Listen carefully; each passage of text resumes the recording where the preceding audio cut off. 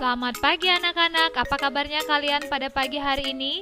Ibu harap semuanya dalam keadaan yang baik dan juga siap untuk belajar. Pada video pembelajaran kali ini, Ibu Desi akan menjelaskan muatan IPS, tema 8, subtema 1, tentang jenis-jenis kegiatan ekonomi masyarakat Indonesia. Setiap wilayah memiliki sumber daya alam yang beragam. Sumber daya alam tersebut dimanfaatkan dalam berbagai kegiatan ekonomi. Berikut ini adalah contoh-contoh kegiatan ekonomi di bidang agraris. Pertama, pertanian dan perkebunan. Pertanian dan perkebunan adalah usaha pengelolaan suatu lahan dengan menanam tanaman budidaya. Usaha pertanian dan perkebunan banyak dilakukan oleh masyarakat di negara agraris seperti Indonesia. Hasil pertanian antara lain berupa padi, sayur-sayuran, teh, jagung, buah-buahan, dan umbi-umbian. Yang kedua, peternakan. Peternakan adalah usaha pembudidayaan hewan yang dimanfaatkan secara langsung untuk konsumsi atau diolah menjadi bahan baku.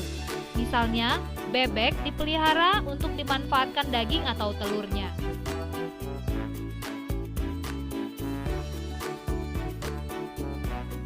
Ketiga, perikanan. Perikanan adalah usaha penangkapan dan pembudidayaan berbagai jenis hewan perairan. Usaha perikanan dapat dilakukan di darat dan di laut. Pengelompokan usaha perikanan adalah sebagai berikut. Yang pertama, perikanan darat. Perikanan air tawar seperti ikan nila, gurami, dan lele. Perikanan air payau seperti udang dan cumi-cumi. Yang kedua, perikanan laut seperti kerapu, tuna, cakalang, dan teri. Keempat, perhutanan. Perhutanan adalah usaha pengelolaan sumber daya hutan untuk memenuhi kebutuhan manusia. Sumber daya alam yang dimanfaatkan dalam usaha perhutanan antara lain kayu jati, damar, dan rotan. Kayu-kayu tersebut diolah menjadi bahan baku mebel atau bahan untuk membangun rumah.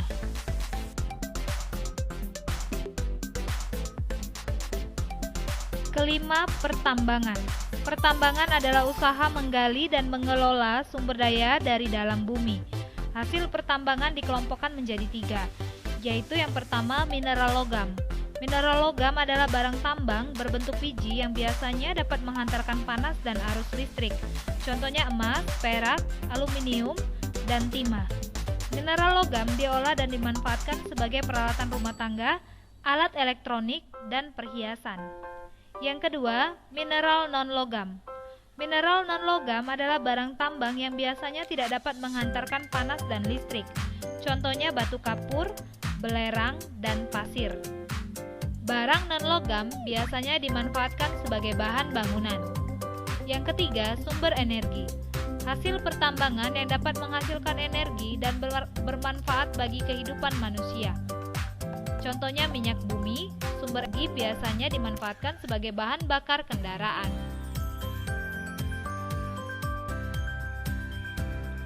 Selain di bidang agraris, masyarakat juga melakukan kegiatan ekonomi di bidang lain. Pertama, perindustrian. Perindustrian adalah usaha mengelola bahan mentah menjadi barang setengah jadi atau bahan jadi. Perindustrian dapat dilakukan secara sederhana di rumah atau secara besar di pabrik.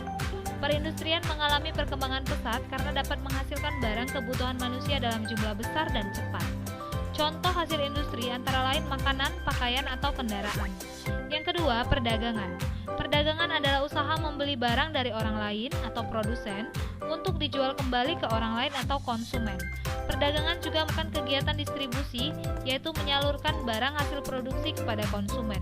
Kegiatan perdagangan biasanya dilakukan di pasar tradisional, pasar modern, toko, warung, atau kaki lima. Kini, perdagangan juga dapat dilakukan secara daring atau online shop.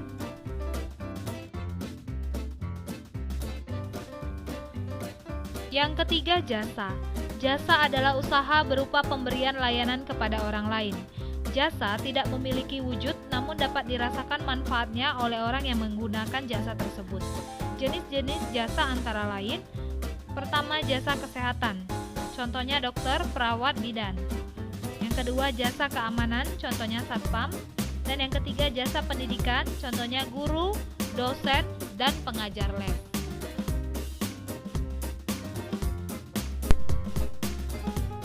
Nah, anak-anak, sampai di sini penjelasan Ibu tentang jenis-jenis kegiatan ekonomi masyarakat Indonesia. Semoga apa yang Ibu sampaikan dapat menambah pengetahuan anak-anak semua. Tetap semangat belajar di rumah ya. Sampai ketemu pada video pembelajaran selanjutnya. Tuhan memberkati.